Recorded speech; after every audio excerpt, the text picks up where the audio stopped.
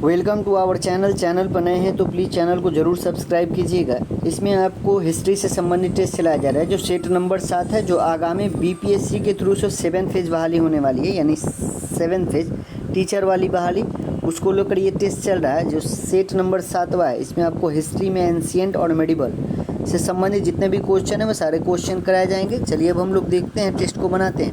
तो जो भी लोग हिस्ट्री पढ़े हुए हैं इस टेस्ट को बनाएं और देखें कि आप कितना क्वेश्चन बना पाते हैं। देखते हैं पहला क्वेश्चन, और जो भी लोग चैनल पर नए हैं चैनल जरूर सब्सक्राइब कीजिएगा। पहला क्वेश्चन दिया हुआ है कि तोल्कापियम किसका नाम है। तो तोल्कापियम जो है बाबू एक तमिल का एक पुस्तक है जो व्याकरण की पुस्तक है। तो इसका राइट आंसर जो होगा वो ऑप्शन बी होगा। और ये पुस्तक जो है 3 भागों में है। कितने भागों में है? 3 भागों में। इसका रचना का बात करेगा तो रचना बाबू 3री शताब्दी ईसा पूर्व से लेकर 10वीं ईस्वी तक, ठीक है, 10वीं ईस्वी तक बताया जाता है, ठीक है। अगला क्वेश्चन हम लोग देखते हैं कि 5वीं सदी के तमिल जो महाकाव्य हुआ था शिल्पादिक्रम, बोला किस नदी की संतुति किया गया है। तो याद रखिएगा इसमें कावेरी नदी की संतुति की गई है। तो राइट आंसर जो होगा वो ऑप्शन ई होगा। क्या होगा? ऑप्शन ई हो जाएगा। अगला क्वेश्चन देखते हैं कि अशोक के अभिलेखों में निम्नलिखित शासकों में से किसका उल्लेख मिलता है। बहुत अच्छा क्वेश्चन है। तो याद रखिएगा अशोक के अभिलेख जो है उसमें चेर, चोल, पांडे और सतीपुत्र, यहाँ पे चारों जो ऑप्शन दिया है ये चारों शासकों का उल्लेख मिलता है। तो राइट आंसर जो हो जाएगा, राइट आंसर क्या होगा तो वो ऑप्शन बी होगा, ऑप्शन ई हो जाएगा। क्या हो जाएगा? Option E. अगला क्वेश्चन देखते हैं आप। अगला क्वेश्चन क्या कह रहा है कि निम्नलिखित में से किस राजवंश ने रोमन सम्राट अगस्टस के दरबार में राजदूत भेजा था। रोमन सम्राट अगस्टस के दरबार में राजदूत किस राजवंश ने भेजा था, ये क्वेश्चन पूछ रहा है। और ये पांड्य राजाओं ने भेजा था। तो राइट आंसर जो हो जाएगा ऑप्शन क्या हो जाएगा? ऑप्शन सी हो जाएगा, ठीक है। अगला क्वेश्चन देखते हैं कि उरईउर प्रसिद्ध है। उरईउर किसके लिए प्रसिद्ध है, ये क्वेश्चन पूछ रहा है। और उरईउर जो है प्राचीन काल में सूती कपड़ा के व्यापार के लिए बहुत ही प्रसिद्ध था। तो राइट आंसर इसका क्या होगा? तो इसका राइट आंसर जो होगा वो ऑप्शन बी हो जाएगा। क्या हो जाएगा? ऑप्शन बी जो है चोल राजनीतिक सत्ता का केंद्र उरईउर था और जो सूती कपड़ा के लिए बहुत ही फेमस था, ठीक है। अगला क्वेश्चन देखते हैं कि भास्कर नामक राजा द्वारा हर्षवर्धन को भेजे गए विभिन्न उपहारों का उल्लेख हर्षचरित में मिलता है। भास्कर किससे संबंधित है, ये क्वेश्चन पूछ रहा है। याद रखिएगा भास्कर जो है ये असम का वर्तमान राज वर्मन जो राज था असम का, उसी से संबंधित है। तो इसका राइट आंसर जो हो जाएगा वो ऑप्शन क्या हो जाएगा? ऑप्शन बी होगा। अगला क्वेश्चन है कि निम्नलिखित में से कौन सा एक काकतीय राज्य की अति महत्वपूर्ण समुद्र पतन था। काकतीय राज्य के बारे में पूछ रहा है और अति महत्वपूर्ण पतन का बात कर रहा है। तो याद रखिएगा काकतीय वंश का प्रसिद्ध जो शासक था वो गणपति देव था। अगर बोलेगा उसका राजधानी काकतीय वंश का तो अमनकोंडा था, ठीक है। और क्या बोल रहा है यहाँ पे, राज्य का अति महत्वपूर्ण समुद्र पतन, तो ये था आपको मोटुपल्ली था। क्या था बाबू? मोटुपल्ली। तो राइट आंसर जो होगा वो ऑप्शन बी होगा। अगला क्वेश्चन है कि सम्राट हर्ष ने बौद्ध धार्मिक सम्मेलन का आयोजन किस स्थान पर कराया था। तो किस स्थान पर कराया था ये क्वेश्चन पूछ रहा है। तो याद रखिएगा किस स्थान पे, तो कन्नौज और प्रयाग में। कहाँ पे? कन्नौज और प्रयाग में। तो ए और बी दोनों सही दिया गया है, इसलिए इसका राइट आंसर ऑप्शन ई होगा, यानी एक से अधिक। अगला क्वेश्चन है कि निम्नलिखित में से किस चीनी यात्री ने बौद्ध शिक्षा केंद्र नालंदा की यात्रा किया। देखिए इसमें चीन का यात्री था हेनसोंग जो हर्षवर्धन के का शासनकाल में आया था। ये और इत सिंह, ये दोनों जो है जो बौद्ध शिक्षा केंद्र था नालंदा, यहाँ की यात्रा किया था। तो राइट आंसर जो होगा वो ऑप्शन ई होगा। ए और बी दोनों सही है, तो इसलिए इसका भी राइट आंसर जो होगा वो ऑप्शन ई होगा। क्या होगा? ऑप्शन ई होगा। अगला क्वेश्चन हम लोग देखते हैं कि नालंदा विश्वविद्यालय की स्थापना किस गुप्त शासक द्वारा किया गया था। तो नालंदा विश्वविद्यालय जो है इसका स्थापना किस गुप्त शासक द्वारा, तो याद रखिएगा ये आपको कुमारगुप्त प्रथम के द्वारा। किनके द्वारा बाबू? कुमारगुप्त प्रथम के द्वारा नालंदा विश्वविद्यालय की स्थापना किया गया था। तो याद रखिएगा इसका राइट आंसर ऑप्शन बी होगा।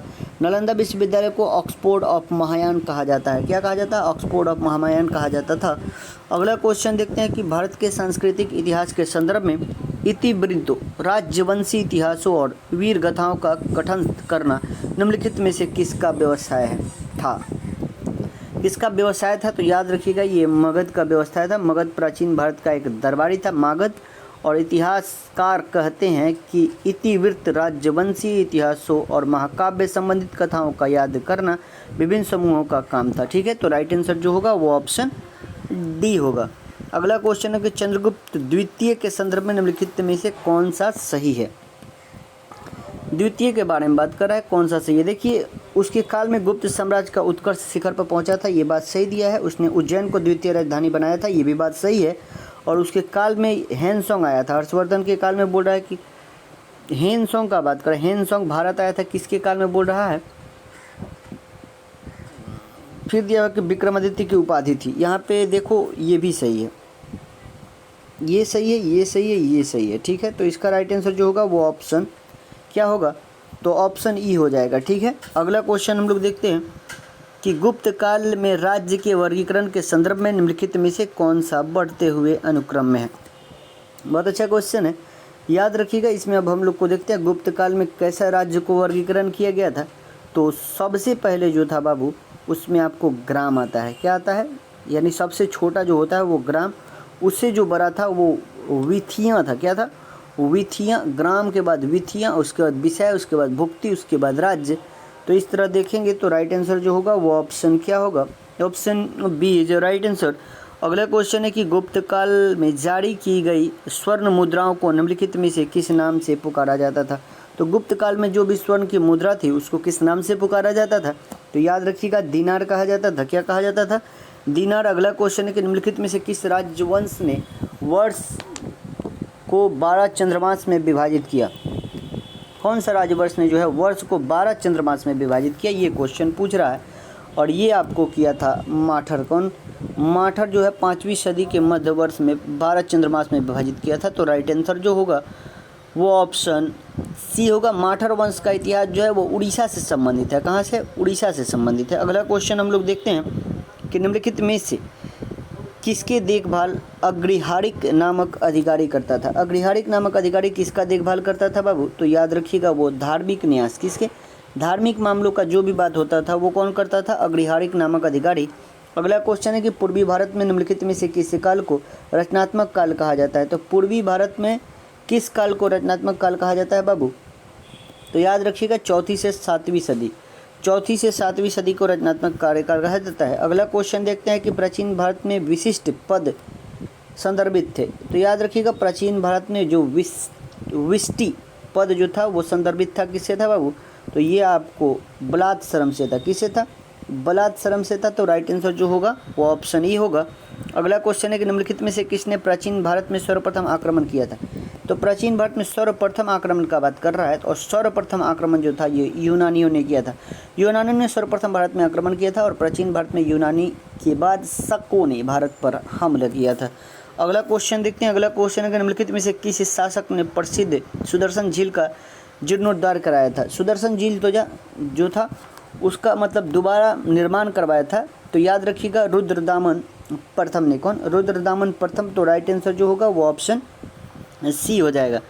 अगला क्वेश्चन देखते हैं कि निम्नलिखित में से किन शासकों ने पश्चिमोत्तर भारत में सर्वाधिक संख्या में तांबे के सिक्के जारी किए थे? तो सबसे ज़्यादा किसने जारी किया था बाबू? तो इस तांबे का सबसे ज़्यादा सिक्का जो है वो कौन? तो कुषाण शासक ने किया था। कौन? कुषाण शासक। तो इसका राइट आंसर जो होगा वो ऑप्शन सी हो जाएगा। अगला क्वेश्चन देखते हैं कि कुषाण काल में निम्नलिखित में से कौन सा स्थान बौद्ध कला के महान केंद्र था? कौन था बाबू महान केंद्र? तो याद रखिएगा, नागार्जुन कोंडा और अमरावती जो था ये बौद्ध कला का महान केंद्र था। तो इसका राइट आंसर जो होगा वो ऑप्शन ई हो जाएगा। क्यों? ए और बी दोनों सही दिया गया। अगला क्वेश्चन है कि निम्नलिखित में से किस शासक ने जूनागढ़ अभिलेख का निर्माण करवाया था? जूनागढ़ अभिलेख का निर्माण किस शासक ने? तो ये रुद्रदामन में। कौन? रुद्रदामन। तो राइट आंसर जो होगा वो ऑप्शन सी। अगला क्वेश्चन है कि निम्नलिखित में से किस राजा के सिक्कों पर जहाज का चित्र अंकित है? राजा के सिक्कों पर जहाज का चित्र अंकित है, तो किस राजा? तो याद रखिएगा, वो राजा था यज्ञश्री सातकर्णी। कौन था बाबू? यज्ञश्री सातकर्णी। तो राइट आंसर ऑप्शन डी होगा। अगला क्वेश्चन देखते हैं। अगला क्वेश्चन है कि निम्नलिखित में से किसका प्रशासक गौल्मिक कहलाता था? किसका प्रशासक गौल्मिक कहलाता था बाबू? तो याद रखिएगा, ये ग्रामीण क्षेत्र को गौल्मिक। Right answer option C. अगला क्वेश्चन है कि निम्नलिखित में से किस शासक ने स्वयं को अनूठा ब्राह्मण कहा था? स्वयं को अनूठा ब्राह्मण जो कहा था वो गौतमी पुत्र सातकर्णी कहा था। कौन कहा था? सातवाहन वंश का शासक था गौतमी पुत्र सातकर्णी, यही कहा था। अगला क्वेश्चन हम लोग देखते हैं। अगला क्वेश्चन जो दिया हुआ है कि उनके अभिलेख न केवल पश्चिमोत्तर भारत सिंधु में ही बल्कि मथुरा, श्रावस्ती, कौशाम्बी, वाराणसी तक पाए जाते हैं। उपरोक्त कथन किस राजवंश के भौगोलिक विस्तार की ओर संकेत करता है? तो याद रखिएगा किसका था बाबू, तो सबसे ज़्यादा ये था आपको कुषाण का। किसका? कुषाण का था। यानी जो अभिलेख है कुषाणों को वो कहाँ से? पश्चिमोत्तर भारत और सिंधु ही नहीं बल्कि मथुरा में भी, श्रावस्ती, कौशाम्बी और वाराणसी में इनके अभिलेख मिले हैं। किसका? तो कुशासन वंश। अगला क्वेश्चन देखते हैं कि 4वीं शताब्दी के दौरान उत्तरी महाराष्ट्र और विदर्भ में सातवाहन के स्थान पर एक स्थानीय शक्ति का उदय हुआ था। वह स्थानीय शक्ति कौन था? ये बात पूछ रहा है। कौन था बाबू? तो याद रखिएगा वाकाट वंश था। कौन था? वाकाट वंश। तो राइट आंसर ऑप्शन डी होगा।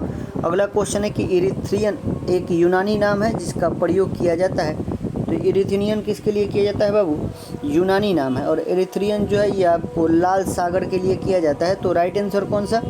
तो राइट आंसर जो होगा वो ऑप्शन बी होगा। क्या होगा? ऑप्शन बी होगा।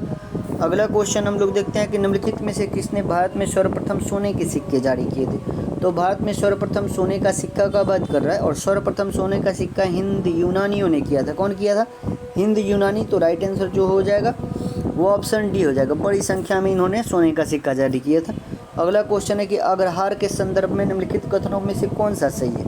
अग्रहार के बारे में पूछ रहा है और अग्रहार के संबंध में सबसे पहला जो ऑप्शन दिया कि यह ब्राह्मणों को दी गई भूमि थी, यही बात सही है। तो इसका राइट आंसर जो होगा वो ऑप्शन ई है, सॉरी ऑप्शन ई है। अगला क्वेश्चन है किस बौद्ध मूल ग्रंथ में मौर्य सम्राट अशोक का विवरण समाहित है? कौन से बौद्ध ग्रंथ में दिया गया है? तो याद रखिएगा महावस्मा में। किसमें? महावस्मा में जो है महान सम्राट जो थे मौर्य वंश के अशोक, उनका विवरण मिलता है। तो राइट आंसर जो हो जाएगा वो ऑप्शन डी होगा। अगला क्वेश्चन है कि निम्नलिखित में से किस अभिलेख में अशोक का नाम उल्लेख किया गया है? तो अशोक का नाम का उल्लेख जो मिला है बाबू किस अभिलेख में? तो प्रथम लघु शिलालेख में। कहाँ पे? प्रथम लघु शिलालेख में मिलता है। तो राइट आंसर जो होगा वो ऑप्शन बी होगा। अगला क्वेश्चन देखते हैं कि अशोक से पूर्व निम्नलिखित में से किस शासक ने शांतिवादी नीति को अपनाया था? तो शांतिवादी नीति को सबसे कौन अपनाया था? तो ये आपको अपनाया था अखनातून। कौन था? अखनातून ने। तो राइट आंसर जो हो जाएगा वो ऑप्शन बी होगा, जो मिस्र का शासक था। अगला क्वेश्चन हम लोग देखते हैं कि निम्नलिखित में से कौन अंतिम मौर्य सम्राट था? अंतिम मौर्य सम्राट कौन था बाबू? तो ये आपको बृहदर्थ था। कौन था बाबू? बृहदर्थ जो था ये अंतिम मौर्य सम्राट था। तो राइट आंसर जो हो जाएगा वो ऑप्शन बी हो जाएगा। बृहदर्थ की हत्या जो था पुष्यमित्र शुंग ने कर दिया था और इसके स्थान पर शुंग वंश की स्थापना किया था। अगला क्वेश्चन है कि ब्राह्मी और खरोष्टी लिपि को किसने पढ़ा? ब्राह्मी और खरोष्टी एक लिपि है, बोला कि इसको किसने पढ़ा था? तो याद रखिएगा इसको जो पढ़ा था वो जेम्स प्रिंसेप ने पढ़ा था। कौन पढ़ा था? जेम्स प्रिंसेप ने। अगला क्वेश्चन हम लोग देखते हैं कि मौर्य प्रशासन के संदर्भ में सन्निधाता का पद संबंधित है। तो सन्निधाता का पद किससे संबंधित था बाबू? तो राजकीय कोष और भंडार गृह के मुख्य संरक्षक से। तो राइट आंसर कौन सा? ऑप्शन बी होगा। अगला क्वेश्चन है कि निगाली सागर लघु स्तंभ लेख का संबंध किस धर्म से है? तो निगाली सागर लघु स्तंभ लेख का संबंध जो है वो धर्म पूछ रहा है और वो धर्म है बौद्ध धर्म। किससे है बाबू? बौद्ध धर्म हो जाएगा। अगला क्वेश्चन हम लोग देखते हैं। अगला क्वेश्चन जो दिया गया है कि निम्नलिखित नगरों में किस एक नगर का संबंध महावीर से नहीं है? महावीर से नहीं है बोल रहा है। कौन से नगर का संबंध जो है वो महावीर से नहीं है? तो याद रखिएगा इसका राइट आंसर जो हो जाएगा वो ऑप्शन लुम्बिनी हो जाएगा। क्यों? महावीर से नहीं, ये महात्मा बुद्ध से संबंधित है। ठीक है। अगला क्वेश्चन देखते हैं कि उत्तर वैदिक काल में द्विज किस संदर्भ में प्रयुक्त होता था? द्विज किस के लिए प्रयुक्त होता था? तो ये उच्च वर्ण के लिए। किसके लिए? उच्च वर्ण के लिए, यानी ब्राह्मण और क्षत्रिय के लिए द्विज का प्रयोग किया जाता था। अगला क्वेश्चन है कि निम्नलिखित में से कौन सा शासक ने बोध गाया के बोधि वृक्ष को काट दिया था? तो याद रखिएगा ये शशांक ने काटा था। किसने काटा था? शशांक जो है। राइट आंसर ऑप्शन क्या हो जाएगा? ऑप्शन सी होगा। क्या होगा? ऑप्शन सी हो जाएगा। अगला क्वेश्चन देखते हैं, यह बंगाल का शासक था। अगला क्वेश्चन देखते हैं कि निम्नलिखित में से किस दर्शन के प्रवर्तक कपिल मुनि हैं? तो कपिल मुनि किसके हैं बाबू? तो याद रखिएगा ये आपको सांख्य दर्शन। सांख्य दर्शन किनका है? कपिल का। अगला क्वेश्चन हम लोग देखते हैं कि निम्नलिखित में से किसके लिए श्रमण शब्द का प्रयोग किया जाता है? किसका बात करें? श्रमण शब्द का प्रयोग किसके लिए किया जाता है?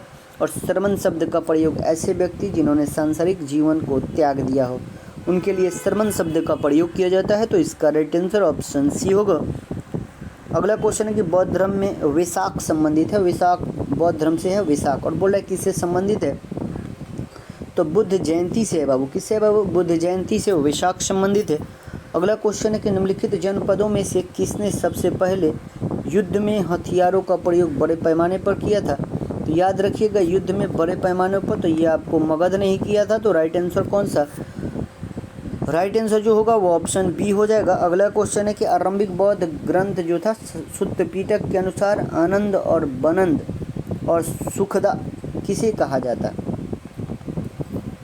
तो ये बाबू बौद्ध ग्रंथ था सुत्त पिटक, इसी के अनुसार पूछ रहा है कि आनंद वनंद और सुखदा किसे कहा जाता है, तो किसे कहा जाता है, तो ये आपको पशु को कहा जाता है। किसको बाबू, पालतू पशु को कहा जाता है। अगला क्वेश्चन देखते हैं कि निम्नलिखित में से कौन महाजनपद नहीं है, महाजनपद मगध तो है, मगध तो महाजनपद है ही, और पंचाल भी है आपको, देखो मगध, राजगिरी, पंचाल, अहिछंद, गंधार, तक्षशिला, पुहार जो है ये एक महाजनपद नहीं है, पुहार जो है ये दक्षिण भारत के चोल राज्यवंश का एक भाग था, ठीक है, तो राइट आंसर जो होगा वो ऑप्शन डी होगा। अगला क्वेश्चन हम लोग देखते हैं कि